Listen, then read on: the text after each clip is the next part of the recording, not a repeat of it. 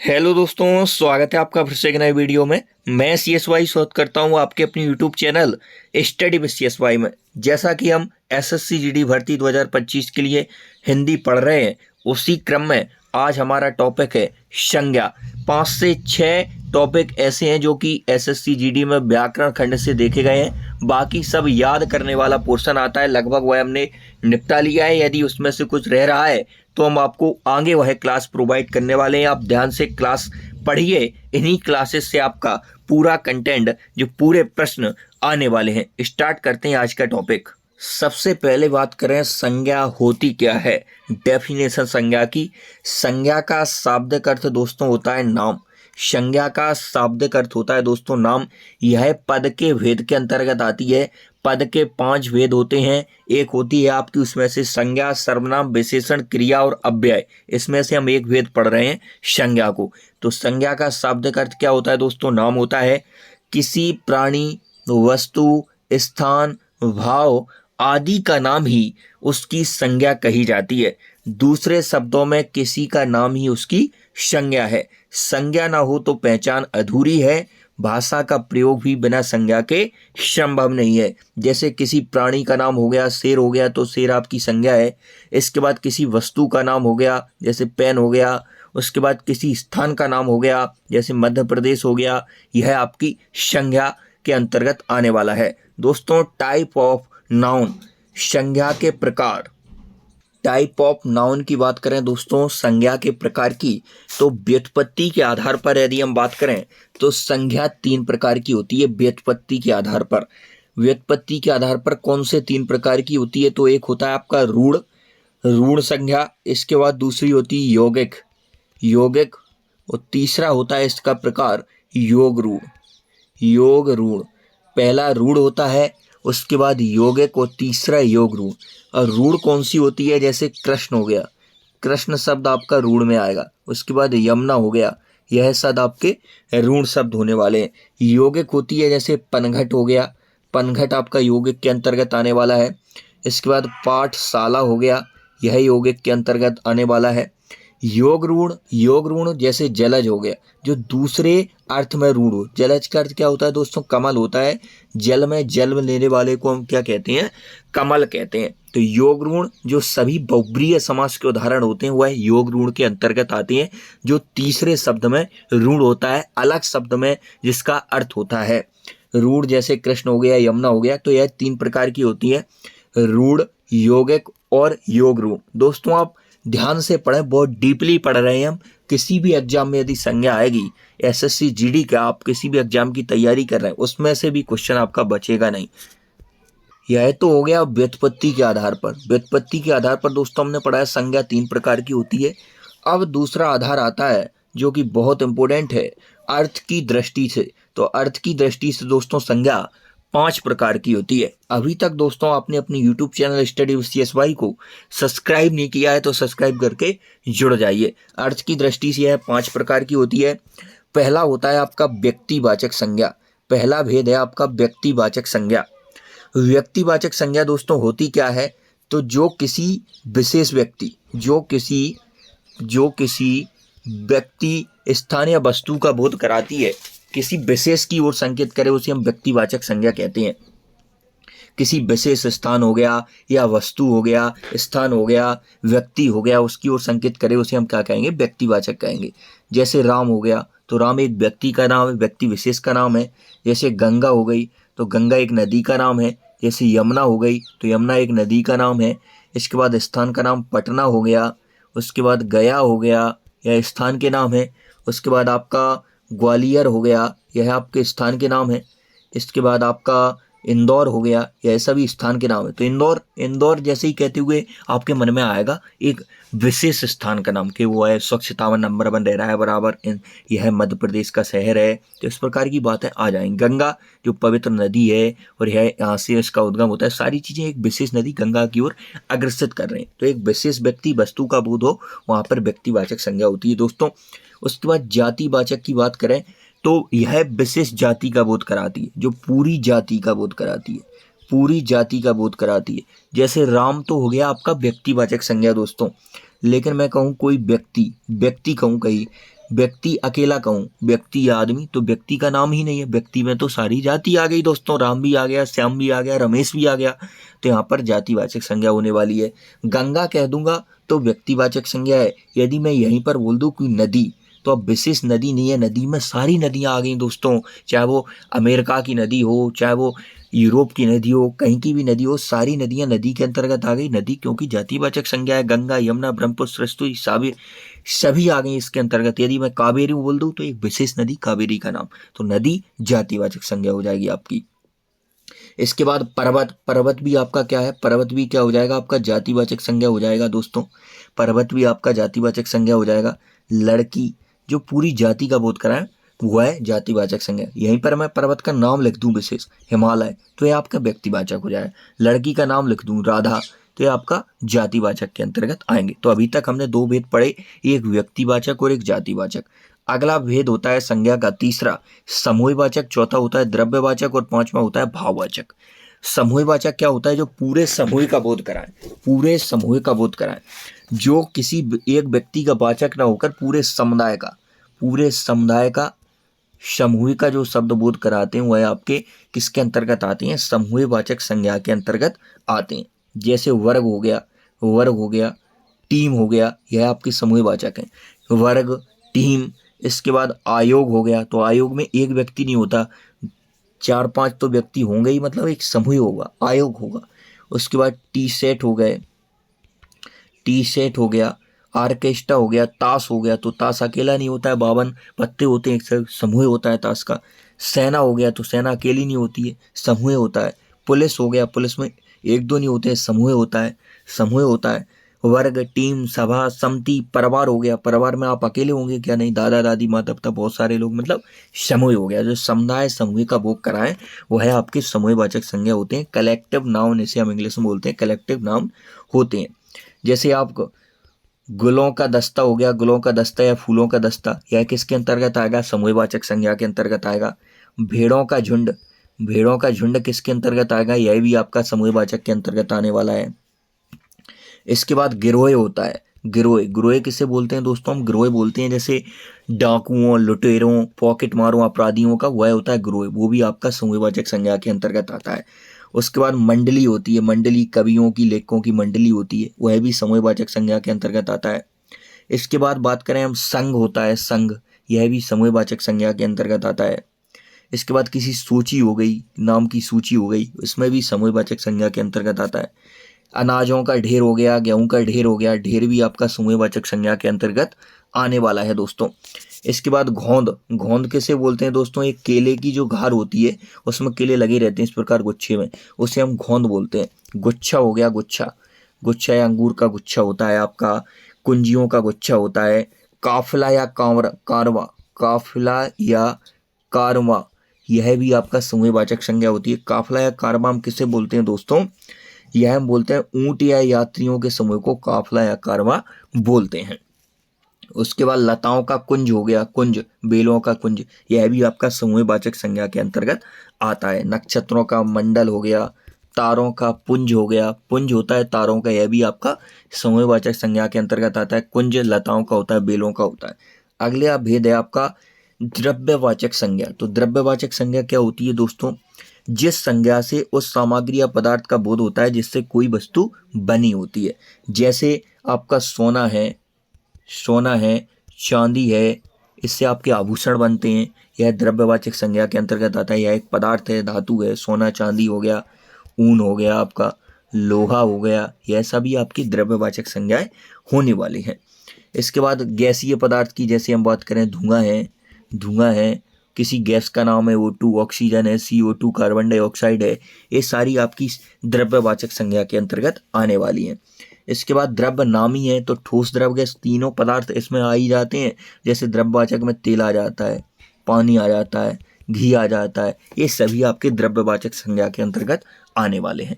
इसके बाद अंतिम भेद है वो आपका भाववाचक संज्ञा दोस्तों। भाववाचक संज्ञा बहुत इंपॉर्टेंट है। भाववाचक संज्ञा किसी भाव, किसी भाव, किसी भाव गुण, किसी भाव गुण, दशा आदि का ज्ञान कराने वाले शब्द आपके भाववाचक संज्ञा होते हैं, जिन्हें हम केवल महसूस कर सकते हैं, फील कर सकते हैं भाव को। भाव, गुण, दशा आदि के जो ज्ञान कराते हैं उन शब्दों को हम क्या करते हैं, भाववाचक संज्ञा कहते हैं। जैसे क्रोध है, क्रोध आपका भाववाचक संज्ञा है। मिठास है, मिठास है, यह आपका भाववाचक संज्ञा है। कालिमा है, कालिमा, यौवन है, यह सारी आपके एक तरीके से भाव होते हैं। क्रोध क्या होता है, भाव होता है। यह सभी आपके क्या होते हैं, भाववाचक संज्ञा के अंतर्गत आते हैं। अब भाववाचक संज्ञाओं को हम देखें तो यह दो रूप से बनती है आपकी। एक स्वतंत्र भाववाचक संज्ञा होती है, एक परतंत्र भाववाचक संज्ञा होती है। स्वतंत्र जो अपने आप में स्वतंत्र है, किसी से मिलकर नहीं बनता है, जैसे सुख है, दुख है, द्वेष है, ये अपने आप उत्पन्न होते हैं मनुष्य के शरीर में।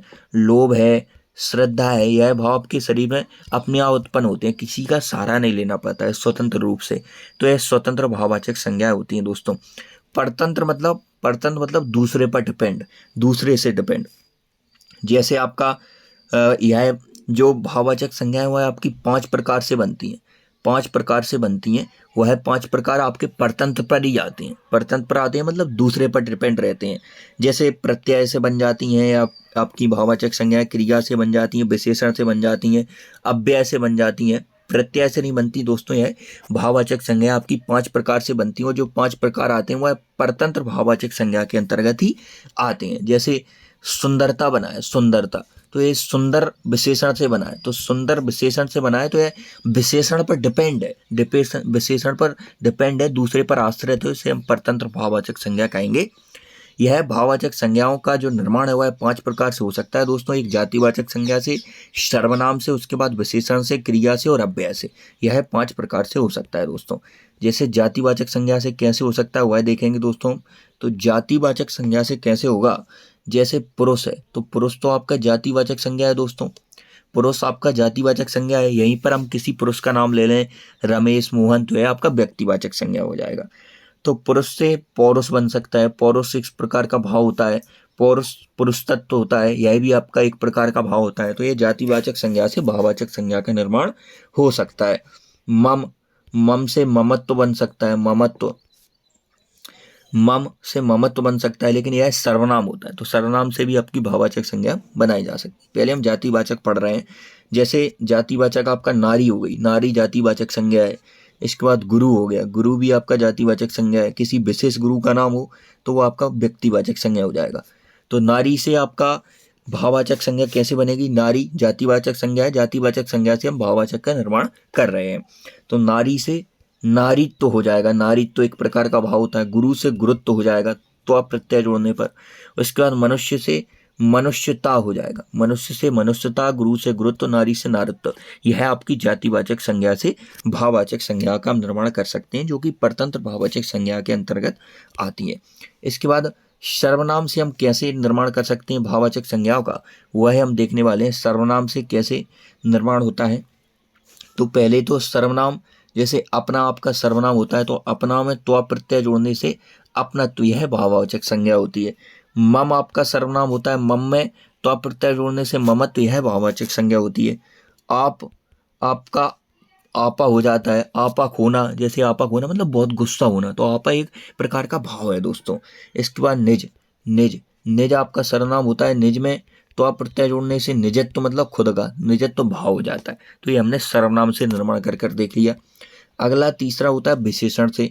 विशेषण से हम भाववाचक संज्ञा कैसे बना सकते हैं, जैसे वीर है, वीर आपका विशेषण हो गया, जो किसी व्यक्ति की विशेषता बताते हैं, विशेषण कहलाते हैं। जैसे वीर पुरुष है, तो व्यक्ति की विशेषता बता रहा है वीर, तो वीर से वीरता या वीरत्व भी बन सकता है, वीरता। इसके बाद बड़ा, तो बड़ा विशेषण है, बड़ा से बड़प्पन, बड़प्पन आपका भाववाचक संज्ञा हो जाएगा। धीर से धैर्य या धीरता, धीर से धैर्य या धीरता, यह आपका क्या हो जाएगा, विशेषण से भाववाचक संज्ञा बन गई। अगला क्रिया से, चौथा क्रिया से कैसा बनता है, तो क्रिया जैसे घबराना एक क्रिया होती है, घबराना, घबराना, तो घबराना में आहट प्रत्यय लगाने से घबराहट, तो घबराहट आपका भाववाचक संज्ञा होती है। मिलना, मिलना क्रिया होती है, मिलना से मेल, मेल आपकी भाववाचक संज्ञा होती है। थकना, थकना क्रिया है, थकना की थकान, थकान एक प्रकार का भाव होता है। तो इस प्रकार हम क्रिया से भी बना सकते हैं। अव्यय से कैसे बनेगी दोस्तों, अव्यय से, अव्यय जैसे दूर होता है, दूर, दूर का दूरी बन सकता है, दूरी एक प्रकार का भाव होता है। निकट से निकटता, कि आपकी अव्यय से भाववाचक संज्ञा का निर्माण। तो हमने पढ़ा कि अव्यय से भी भाववाचक संज्ञा का निर्माण होता है, सर्वनाम से भी होता है, क्रिया से भी होता है, इसके बाद विशेषण से होता है और जातिवाचक संज्ञा से भी होता है। 5 प्रकार से हम भाववाचक संज्ञा का निर्माण कर सकते हैं। यह क्वेश्चन ही पूछा है कितने प्रकार से होता है, तो 5 प्रकार से होता है और इस प्रकार आपको शब्द देकर बनवा सकता है कि किस प्रकार बन सकते हैं। अभी तो बहुत इजी क्वेश्चन पूछे गए हैं, बहुत अच्छे लेवल तक पढ़ रहे हैं। यदि आप किसी फाउंडेशन बैच में भी पढ़ रहे हैं तो इस प्रकार की संज्ञा आपको नहीं पढ़ाई जा रही होगी, ये मेरी गारंटी। आप एक भी फाउंडेशन बैच में बता देना कि इस प्रकार आपसे पैसे लेकर इस प्रकार का कंटेंट भी पढ़ाया जा रहा है। Study with CSY, subscribe the channel. इस चैनल को आप सब्सक्राइब कर लें, यहाँ से आपको सफलता मिलना तय है। अब संज्ञाओं के विशिष्ट प्रयोग हम पढ़ने वाले हैं। जैसे व्यक्तिवाचक संज्ञा का प्रयोग जातिवाचक संज्ञा के रूप में भी कभी कभी होता है दोस्तों। वो कैसे होता है, क्या होता है, सारे रूल्स हम पढ़ने वाले हैं, बस आप क्लास 1 तक बने रहिए। कभी कभी जो व्यक्तिवाचक संज्ञा का प्रयोग है वो जातिवाचक संज्ञा के रूप में भी होता है। व्यक्तिवाचक संज्ञा का प्रयोग आप जातिवाचक के रूप में भी होता है, जातिवाचक का व्यक्तिवाचक के रूप में भी होता है। जैसे कभी कभी व्यक्तिवाचक जो संज्ञा है उसका प्रयोग जातिवाचक संज्ञा के रूप में कैसे होता है, उदाहरण से हम समझेंगे। आज के युग में हरिश्चंद्रों की कमी नहीं है। आज के युग में हरिश्चंद्रों की कमी नहीं है। यहाँ पर हरिश्चंद्र देखेंगे तो आप एक व्यक्ति का नाम हो गया, व्यक्ति का, लेकिन हरिश्चंद्र यहाँ पर एक भाववाचक संज्ञा हो गई, क्योंकि जो हरिश्चंद्र महाराज थे वो एक बहुत सत्यवादी व्यक्ति थे। तो हरिश्चंद्र मतलब सत्यवादियों की, जो सत्यवादी व्यक्ति उनकी जातियों का बोध करा रहा है हरिश्चंद्र, इसलिए यह व्यक्तिवाचक संज्ञा न होकर जातिवाचक संज्ञा है। इसी प्रकार यदि हम अगले उदाहरण की बात करें तो रामचरितमानस हिंदुओं की बाइबल है। बाइबल एक ग्रंथ है दोस्तों। बाइबल अपने आप में एक व्यक्तिवाचक संज्ञा है, लेकिन यहाँ पर व्यक्तिवाचक का प्रयोग न होकर यहाँ पर जो बाइबल है उसका प्रयोग आपका किसके रूप में हो रहा है, ग्रंथ के रूप में हो रहा है, मतलब एक प्रतिष्ठित बुक के रूप में हो रहा है। इसका उदाहरण लिया जा रहा है, इसलिए एक जातिवाचक के रूप में यहाँ पर काम कर रहा है। देश को हानि जयचंदों से होती है, तो जयचंद एक प्रकार का गद्दार व्यक्ति था, विश्वासघाती व्यक्ति था, इसलिए जयचंद यहाँ पर व्यक्तिवाचक न होकर या गद्दार व्यक्तियों, विश्वासघातियों की ओर अग्रसित कर रहा है, इसलिए जयचंदों यहाँ पर क्या हो जाएगा, आपका जातिवाचक संज्ञा होने वाला है। इसके बाद अगला, जातिवाचक संज्ञा का प्रयोग व्यक्तिवाचक के रूप में कैसे होता है। ऊपर हमने देखा कि व्यक्तिवाचक किस प्रकार जातिवाचक में कन्वर्ट हो सकती है, अब जातिवाचक व्यक्तिवाचक में कैसे होगी। कभी कभी जातिवाचक संज्ञा का प्रयोग व्यक्तिवाचक संज्ञा के रूप में भी होता है। जैसे गोस्वामी जी ने, पहला उदाहरण है आपके, गोस्वामी जी ने रामचरितमानस की रचना की। तो यहाँ पर आप देखेंगे गोस्वामी जी यहाँ पर एक जातिवाचक संज्ञा है वैसे, लेकिन यहाँ पर गोस्वामी जी ने रामचरितमानस की रचना की। गोस्वामी जी केवल एक ही तो हैं, तुलसीदास जी उन्हीं की ओर तो अग्रसित हो रहा है। हमारा माइंड सीधा वहीं तो जा रहा है गोस्वामी जी से कि तुलसीदास जी होंगे। तुलसीदास जी इन्होंने रामचरितमानस की रचना की थी, तो रामचरितमानस की रचना किसने की थी, तुलसीदास जी ने की थी, गोस्वामी जी ने। तो यहाँ पर इंगित कर रहा है तुलसीदास जी को, एक विशेष व्यक्ति की ओर इंगित कर रहा है, इसलिए यहाँ पर जातिवाचक संज्ञा न होकर व्यक्तिवाचक संज्ञा है। पंडित जी अगला उदाहरण है। पंडित जी भारत के प्रधानमंत्री थे, कौन थे, जवाहरलाल नेहरू थे। तो डायरेक्ट हमारा माइंड पंडित जी सुनकर कहाँ गया, जवाहरलाल नेहरू पर गया, JL नेहरू पर गया, क्योंकि वह तो भारत के प्रथम प्रधानमंत्री थे। तो पंडित जी यहाँ पर जातिवाचक संज्ञा न होकर आपका व्यक्तिवाचक संज्ञा, एक विशेष व्यक्ति का बोध करा रहा है। अगला उदाहरण, शुक्ल जी ने हिंदी साहित्य का इतिहास लिखा। तो शुक्ल जी ने, किसने लिखा था हिंदी साहित्य का इतिहास, रामचंद्र शुक्ल ने लिखा था, रामचंद्र शुक्ल। तो सीधा शुक्ल जी से हमारा माइंड सीधा टच कर रामचंद्र शुक्ल पर जा रहा है, मतलब एक विशेष व्यक्ति पर जा रहा है। तो शुक्ल जी यहाँ पर एक जातिवाचक संज्ञा न होकर व्यक्तिवाचक संज्ञा हो जाएंगे। इसके बाद अगला रूल्स है, द्रव्यवाचक समूहवाचक भाववाचक संज्ञाओं का प्रयोग जातिवाचक संज्ञा के रूप में कैसे होता है दोस्तों, वह हम बात करने वाली है। बहुत डीपली पढ़ रहे हैं हम, जब बहुत टफ पेपर बनाया जाएगा, इस प्रकार क्वेश्चन पूछे जाएंगे तो इससे बाहर नहीं आएंगे। द्रव्यवाचक संज्ञा भाववाचक संज्ञा का प्रयोग बहुवचन में, द्रव्यवाचक संज्ञा और यहाँ पर यह वाचक अकेला लग गया, यहाँ पर समूहवाचक आएगा। द्रव्यवाचक संज्ञा, समूहवाचक संज्ञा, भाववाचक संज्ञा का प्रयोग बहुवचन में नहीं होता है, कभी भी इनका प्रयोग आपका बहुवचन में नहीं होता है। यदि यह बहुवचन में प्रयोग हो रहे हैं तो वह जातिवाचक है, यदि बहुवचन में नहीं है तो वो तो द्रव्यवाचक, समूहवाचक, भाववाचक है अपने आप में, लेकिन जैसे ही वो बहुवचन में प्रयोग हो जाते हैं तो वह आपकी जातिवाचक संज्ञा के रूप में प्रयोग किए जाएंगे। जैसे उदाहरण के लिए हम समझेंगे, वहां तेल बिकता है, वहां तेल बिकता है। इसमें कौन सी संज्ञा यहाँ पर आपको अंडरलाइन कर दिया जाएगा कि तेल में कौन सी संज्ञा है, यह बताओ आप। तेल में कौन सी संज्ञा है? तो तेल यहाँ पर एक वचन है ना, एक वचन। हमने रूल्स पढ़ा कि यदि द्रव्यवाचक, समूहवाचक, भाववाचक संज्ञाओं का प्रयोग बहुवचन में नहीं होता है तो वो जिस रूप में उसी रूप में रहेंगी, मतलब द्रव्यवाचक द्रव्यवाचक में काउंट होगी, समूहवाचक समूहवाचक में, भाववाचक भाववाचक में। लेकिन वह बहुवचन में है तो वह जातिवाचक बन जाएगी। तो तेल तो एक है, वहां पर तेल बिकता है मतलब एक प्रकार का तेल बिकता है, कोई सरसों का या आंवले का या बजाज का, किसी प्रकार का एक प्रकार का तेल बिकता है। तो यहाँ पर तेल का प्रयोग आपका एक वचन में हुआ है। किस में हुआ है? एक वचन में। इसलिए यहाँ पर तेल, यहाँ पर द्रव्यवाचक संज्ञा आएगी। कौन सी संज्ञा आएगी? द्रव्यवाचक संज्ञा आने वाली है। इसके बाद यहाँ पर अंडरलाइन कर दिया जाएगा, यहाँ वहां कई प्रकार के तेल बिकते हैं। तो तेल यहाँ पर आपका दोस्तों बहुवचन हो गया। कई प्रकार के तेल मतलब वहां पर सरसों का भी बिकता है, बजाज का भी बिकता है, आंवले का भी बिकता है, बादाम का भी बिकता है, बहुत प्रकार के तेल बिकते हैं। तो यहाँ पर तेल आपका क्या हो गया? बहुवचन हो गया। तो दोस्तों यही तो रूल्स हमारा बोल रहा है कि यदि इनका प्रयोग द्रव्यवाचक, भाववाचक, समूहवाचक का प्रयोग बहुवचन में होगा तो वहां पर आपका जातिवाचक संज्ञा हो जाएगी। यहाँ पर तेलों की जातियों का बोध हो रहा है तो यहाँ पर जातिवाचक संज्ञा है दोस्तों। सेना युद्ध के लिए तैयार है तो यहाँ पर आपका समूहवाचक हो जाए, समूहवाचक संज्ञा हो जाएगा सेना में, क्योंकि सेना तो एक वचन में प्रयोग हुआ है ना, यहाँ पर समूह के रूप में प्रयोग हुआ है ना। सेना युद्ध के लिए तैयार है मतलब एक प्रकार का समूह जो सेना का वो युद्ध के लिए तैयार है। लेकिन जैसे ही आप अगला उदाहरण पढ़ेंगे, सेनाओं में मुठभेड़ हुई, मतलब बहुत सारी सेनाएं हैं, बहुत सारी सेनाएं हैं, सेना का प्रयोग बहुवचन में हुआ है, इसलिए यहाँ पर क्या हो जाएगा? आपका जातिवाचक संज्ञा हो जाएगी, जातिवाचक संज्ञा हो जाएगी। सेना युद्ध के लिए तैयार है, आप इन दोनों को अच्छे से पढ़ें। सेना युद्ध के लिए तैयार है मतलब एक भारत की जो इंडियन आर्मी है, भारत की सेना ही तो है, तो एक युद्ध के लिए तैयार। लेकिन सेनाओं में मुठभेड़ हुई, इधर से आपकी पाकिस्तान की आर्मी आ गई वर्सेस भारत की आर्मी आ गई, दोनों में लड़ाई होने लगा। तो मतलब सेना, दो प्रकार की सेना मिल गई, एक तरफ से बहुवचन का रूप ले लिया, तो ये आपका क्या हो जाएगा? जातिवाचक संज्ञा हो जाएगा। अभी हमने पहले उदाहरण से देखा था तेल वाले से द्रव्यवाचक, दूसरे से समूहवाचक।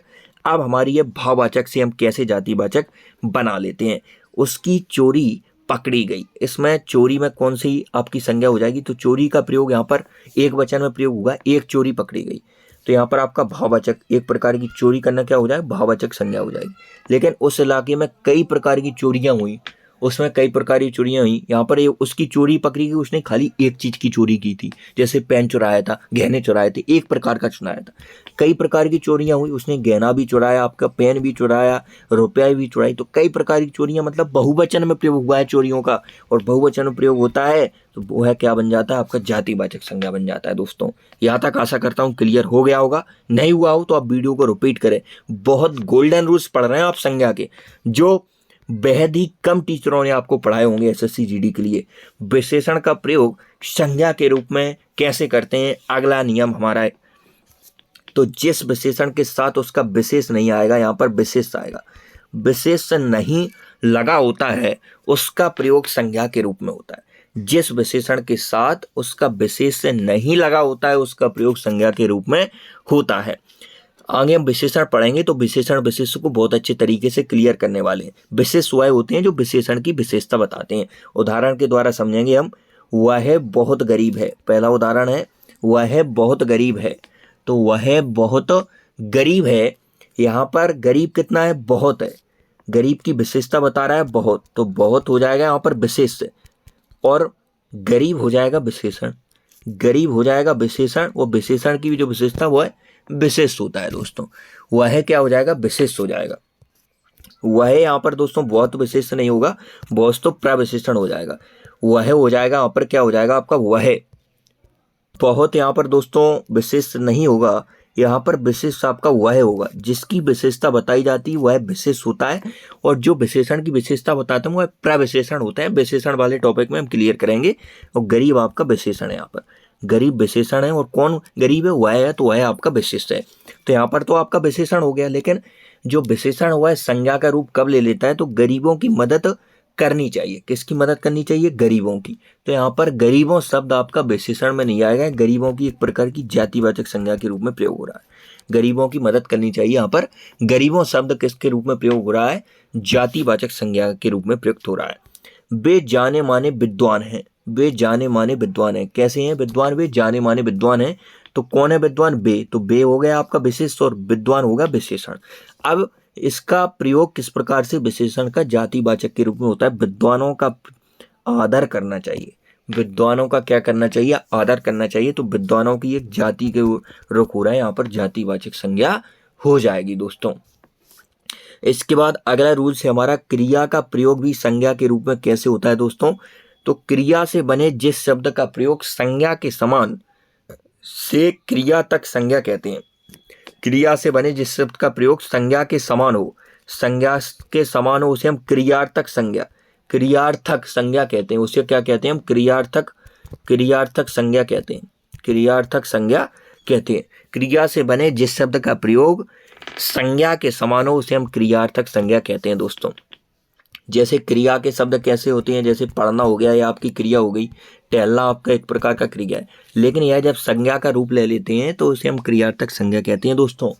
पढ़ना एक अच्छी आदत है, पढ़ना एक अच्छी आदत है। तो पढ़ना एक अच्छी आदत है, यहाँ पर संज्ञा है पढ़ना यहाँ पर क्रिया का काम न कर कर संज्ञा का बोध करा रहा है, इसलिए यहाँ पर क्रियार्थक संज्ञा होने वाली है।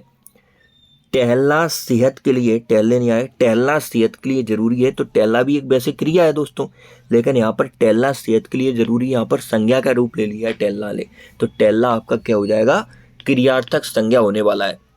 दौड़ना खिलाड़ियों की दिनचर्या में शामिल है। तो दौड़ना भी यहाँ पर क्रिया ना होकर क्रियार्थक संज्ञा है दोस्तों बहुत मेहनत से कंटेंट तैयार किया गया है, इसमें आप बिल्कुल भी ढिलाई ना बरतें, वीडियो को पूरा देखा करें और अपने रफली नोट्स बनाएं। लास्ट रूल है हमारा अव्यय का प्रयोग संज्ञा के रूप में कैसे होता है? तो कभी कभी अव्यय का प्रयोग भी आपका संज्ञा के रूप में होता है। जैसे उदाहरण के द्वारा हम समझेंगे दोस्तों, क्या हाय हाय, क्या हाय हाय, क्या हाय हाय लगा रखी है। तो यहाँ पर हाय हाय तो आपका एक विस्मयादि बोधक अव्यय होता है, हाय हाय विस्मयादि बोधक अव्यय होता है, लेकर यहाँ पर हाय हाय विस्मयादि बोधक अव्यय न होकर यहाँ पर कौन सी संज्ञा हो जाएगी? यहाँ पर संज्ञा के रूप में प्रयोग हुआ है। हाय हाय यहाँ पर संज्ञा के रूप में प्रयोग हुआ है। उनकी बड़ी वाह वाह हुई, उनकी बड़ी वाह वाह हुई, वाह वाह हुई। यहाँ पर भी वाह वाह में आपकी संज्ञा हो जाएगी। नाक का यहाँ पर भी आपका वाह वाह में क्या हो जाएगी? संज्ञा हो जाएगी। यहाँ पर वाह वाह में आपका विस्मयादि बोधक अव्यय नहीं होगा। तो दोस्तों आशा करता हूँ आप संज्ञा समझ गए होंगे। कल इसके हम प्रैक्टिस क्वेश्चन करने वाले हैं, कल की क्लास में आप तैयार रहिए। आज की वीडियो इतना ही, मिलते हैं नेक्स्ट रूम, तब तक के लिए जय हिंद। चैनल को सब्सक्राइब करके जुड़ जाइए।